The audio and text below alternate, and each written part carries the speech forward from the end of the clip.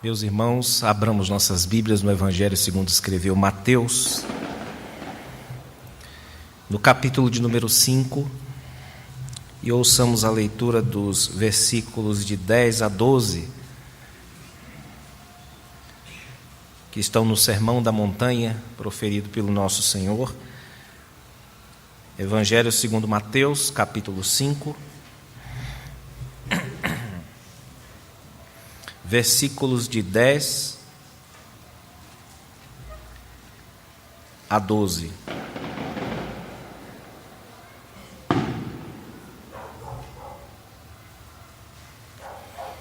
Assim nos diz a palavra do nosso Deus: Bem-aventurados os perseguidos por causa da justiça, porque deles é o reino dos céus.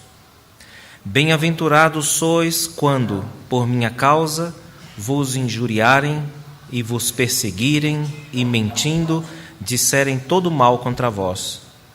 Regozijai-vos e exultai, porque é grande o vosso galardão nos céus, porque assim perseguiram aos profetas que viveram antes de vós. Amém. Meus irmãos, um dos mistérios mais dolorosos, mais complicados e difíceis da vida cristã é o fato de que aqueles que seguem a Jesus Cristo, os fiéis em Cristo, não padecem ou não sofrem apenas pelos erros que cometem quando fazem alguma coisa errada, mas também sofrem quando praticam as coisas certas, quando fazem as coisas certas. A Bíblia nos diz que a luz brilha nas trevas, a luz de Deus transforma algumas pessoas em portadores dessa luz, em luzeiros de Cristo. E aqueles que andam nas trevas costumam não suportar o incômodo de ver os crentes testemunhando que de fato são filhos de Deus, são filhos da luz. E daí surgem perseguições, surgem conflitos, surgem dificuldades. Atualmente nós temos um dos nossos missionários, ao qual nós temos ajudado como parceiro missionário, passando dificuldades numa terra estranha, apenas e unicamente por ser um pregador da palavra de Deus, por estar seguindo a Cristo e procurando o bem daqueles que estão mais próximos dele. Nós temos vários tipos de perseguição, irmãos, alguns mais leves, outras perseguições mais pesadas, chegando até mesmo à morte, e Deus constantemente está nos preparando e tem nos preparado para essas possibilidades, porque elas existem não apenas em países oficialmente ateus, mas em qualquer lugar onde haja um discípulo de Cristo. Nós estamos sendo alertados já nesta noite para isso, mas nós temos vários outros alertas do próprio Cristo, dizendo que o discípulo não é superior ao seu mestre, e que se trataram mal o mestre, certamente vão tratar também mal ao discípulo. Os apóstolos também nos dizem: não vos maravilheis se o mundo vos odeia, ou não estranheis o calor, ou seja, o fogo da provação que vem às vezes sobre vocês, porque vocês são crentes, e não vos escandalizeis. Não achem vocês que ser crente é coisa fácil, é simples, não tem nenhum problema. Não para o caso de crentes fiéis. Esta última bem-aventurança, irmãos, e na verdade a penúltima e a última que nós estamos tratando, versículos 11 e 12 tratam da última e o 10 trata da penúltima, elas serão vistas juntas, porque de certo modo elas tratam com o mesmo assunto. Primeiro, a ideia de perseguição, a questão da perseguição é dita aqui em termos gerais, no versículo de número 10. E na sequência nós temos detalhes e também algumas instruções que Cristo nos dá aos fiéis em meio às perseguições. Observem a declaração geral que está no versículo de número 10, que nos diz assim: Bem-aventurados os perseguidos por causa da justiça, porque deles é o reino dos céus.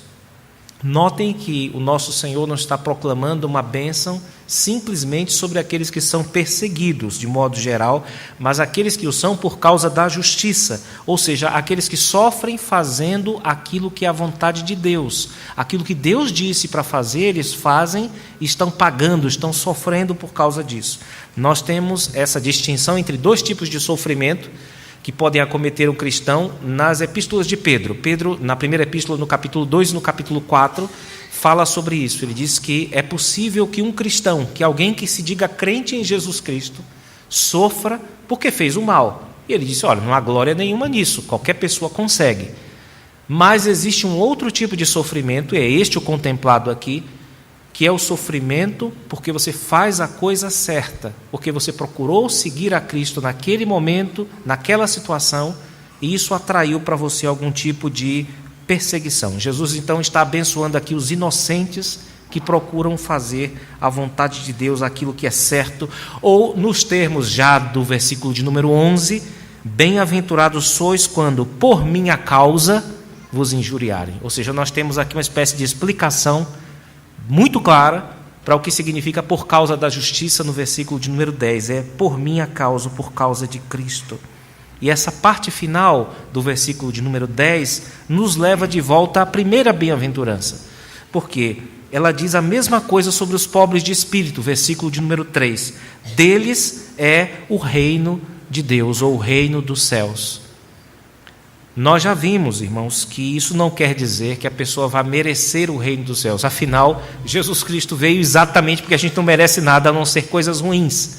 Ele está falando, evidentemente, aqui dentro de um esquema gracioso da parte de Deus, que incentiva e que, ao mesmo tempo, mostra que a perseguição, esse é o ponto aqui, a perseguição é parte de uma vida cristã bem vivida. À medida em que os crentes vivem uma vida cristã verdadeira, eles atraem para si perseguições. É aquilo que Paulo disse de modo cristalino, não é? Todos quantos querem seguir ou seguir a Cristo Jesus piedosamente, passarão ou padecerão perseguições. Os detalhes dos problemas a serem enfrentados pelos cristãos estão aí nos versículos 11 e 12. E também o nosso Senhor nos traz algumas instruções. Eu peço muita atenção, porque se você procura ser um crente fiel, você vai precisar dessas instruções, você vai precisar disso que o nosso Senhor está dizendo a você. Observem que a perseguição, irmãos, os versículos de 11 a 12, pode ser de tipo verbal e também de tipo físico. Lucas, o texto paralelo a esse, Lucas capítulo 6, inclui o ódio. As pessoas ficarão com ódio daqueles que procuram fazer a vontade de Deus. Assim como nós sabemos que é bastante irritante um bom exemplo, isso acontecerá com os discípulos de Cristo. Nós temos como bons exemplos bíblicos aquilo que está lá no livro de Atos, aquelas perseguições que os irmãos certamente conhecem, a que os cristãos foram submetidos por sua fidelidade a Deus. Hebreus também nos fala disso, de irmãos que estavam sofrendo, perdendo seus bens para os governos, simplesmente porque eram cristãos, se diziam cristãos.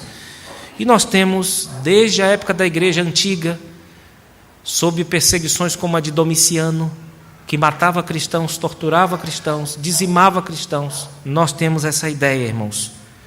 Nós temos uma ideia suficiente de que, desde o início, os cristãos, à medida que vivem para Cristo, eles são perseguidos, eles padecem perseguição.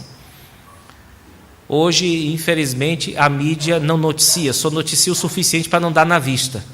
Mas o século XX é confirmadamente aquele que matou mais cristãos do que todos os 19 séculos antes. Foram milhões, milhões, milhões e milhões que foram mortos.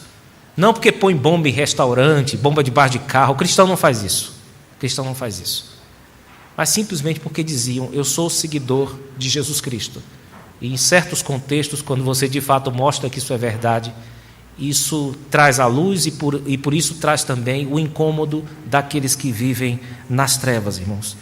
E nós temos, no decorrer da história, primeiramente, sempre discursos acerca dos cristãos, de que eles são nocivos, são problemáticos, são ateus, porque ninguém vê o Deus deles. Deus mesmo você tem que ver, tem que ter uma referência visível. Essa foi a primeira acusação na igreja primitiva que eles receberam. Crente é ateu, cristãos são ateus, porque todo mundo sabe que quem tem um Deus tem que ter uma referência visível, e eles não têm. Eles também vivem dizendo que se reúnem secretamente para comer a carne do fundador deles lá. Eles são canibais.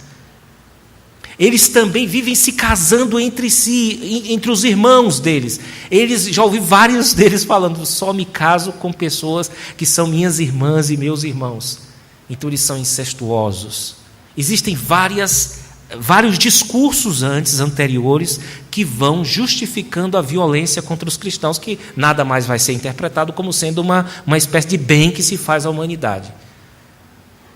Isso, desde o início dos tempos, tem sido assim, meus irmãos. Primeiro você tem um discurso verbal fortíssimo, ou até mesmo simultâneo à perseguição, há uma justificativa que dê sentido à violência que se segue. E aí você tem a perda de bens de muitos cristãos, você tem os julgamentos a que eles são submetidos, as execuções, que às vezes são rápidas, mas qualquer pessoa que já leu sobre os mártires da igreja primitiva e os mártires da igreja moderna vai saber que nem sempre é um tiro na cabeça, às vezes são dias e dias de tortura, são 30 anos ou 40 de tortura, como nós vemos os mártires da Romênia, por exemplo, da igreja ortodoxa. Então é muita coisa que infelizmente a gente não tem acesso pelos meios de comunicação ou pelas mídias ditas oficiais, mas que acontecem desde aquela época, irmãos. Tudo isso é muito triste.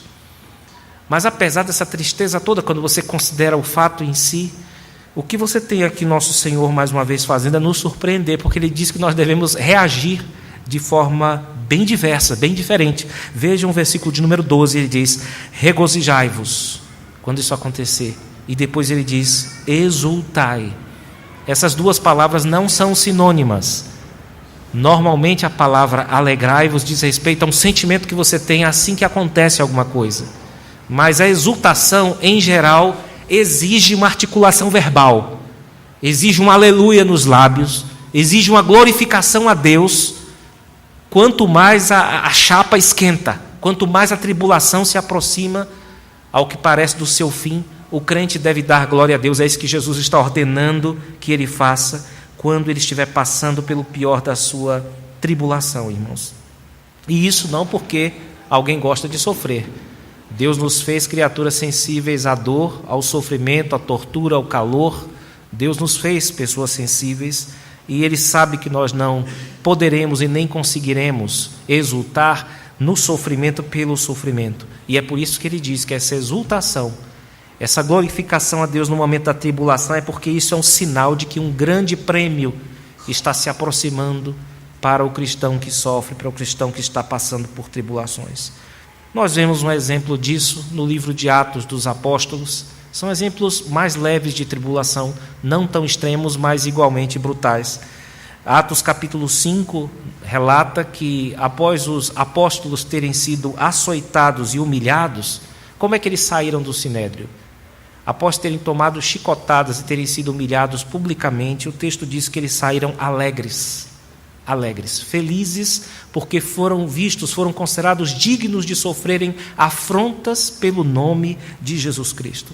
Nós temos exemplos como o de Paulo e Silas, que amarrados pelos pés provavelmente, cantavam louvores na prisão de Filipos, enquanto sofriam, enquanto passavam aquela noite horrível.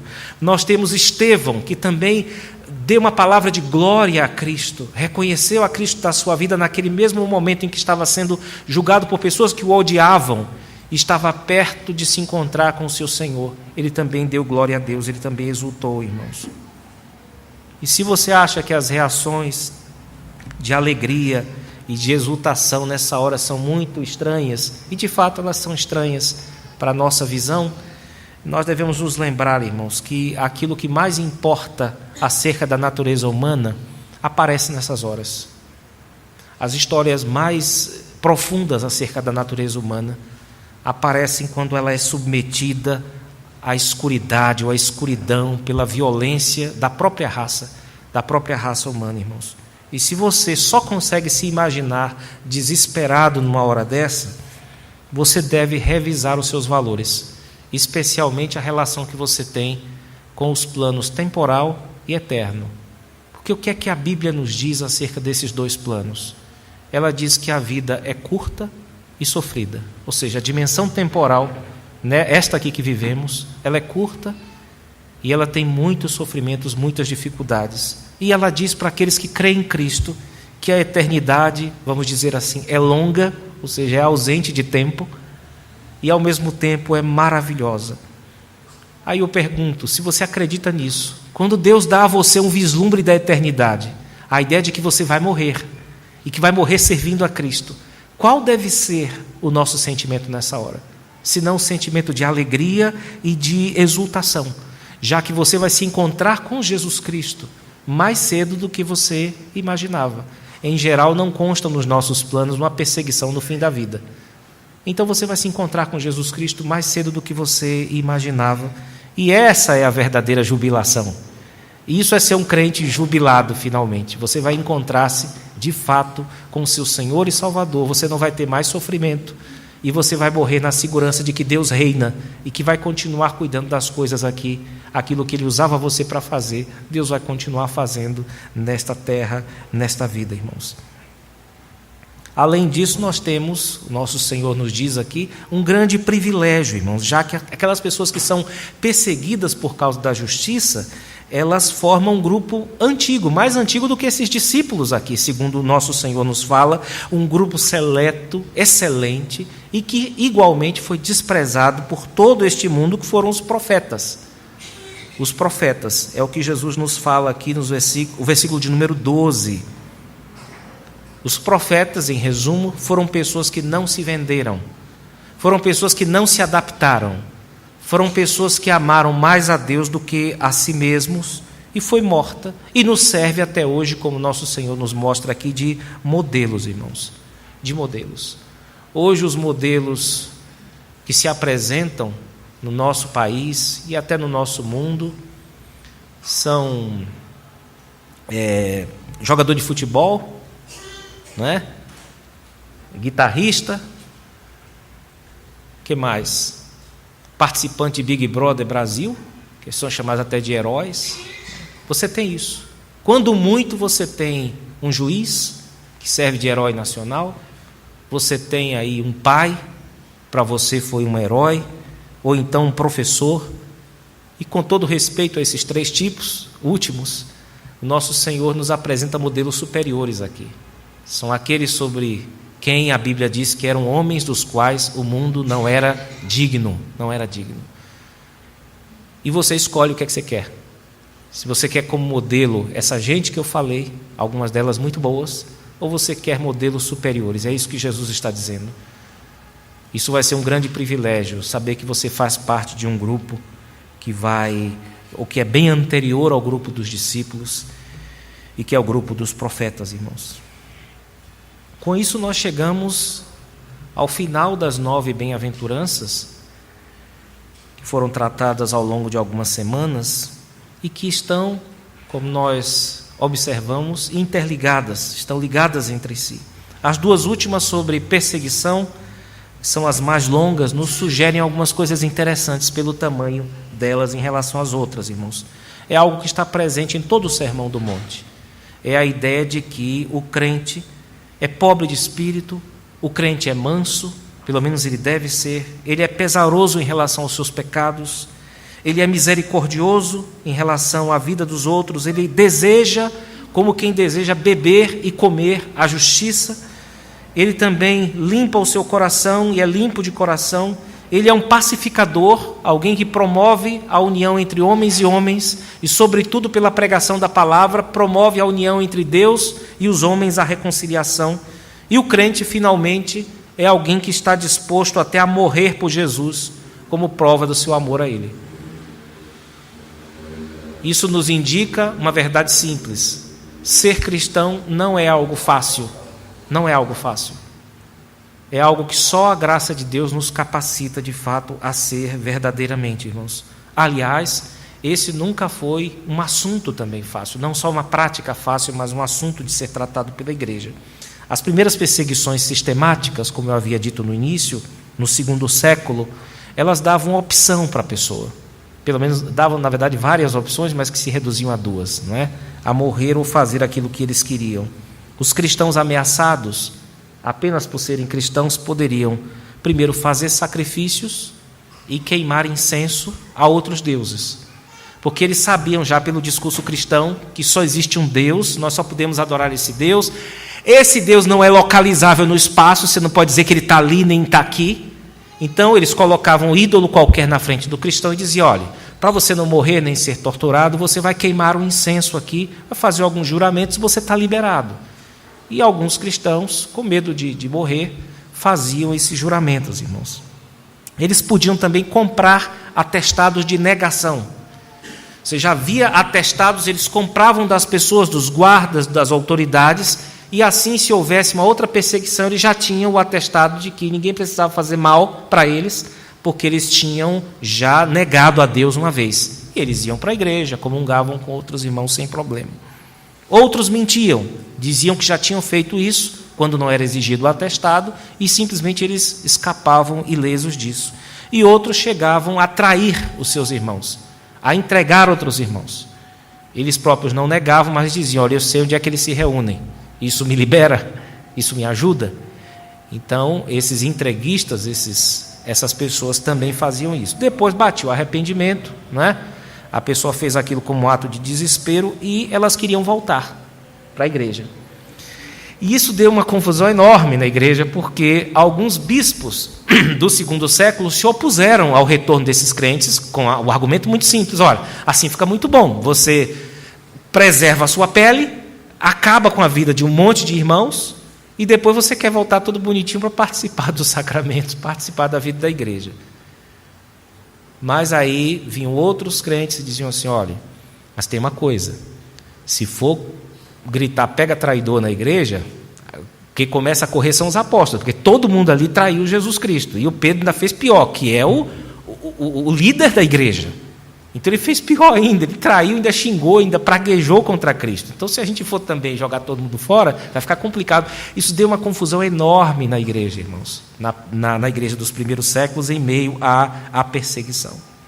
Eu estou contando isso aqui para mostrar que, embora talvez você nunca passe por isso, né? A gente não chega a esse ponto nesse século, durante o tempo da nossa vida, é importante nós observarmos que tudo isso que eu estou dizendo sugere que a reação de cada pessoa nessas horas extremas, essas reações estão ligadas ao modo como as pessoas vivem no dia a dia delas. E daí vocês podem fazer um cálculo do menor para o maior. Porque se normalmente você não pensa mesmo nas coisas lá do alto, né? Você não busca em primeiro lugar os interesses do reino, fica claro que no momento mesmo em que a chapa esquenta, você nem precisa experimentar esse momento, você pode fazer o cálculo do mínimo no máximo, do máximo no mínimo.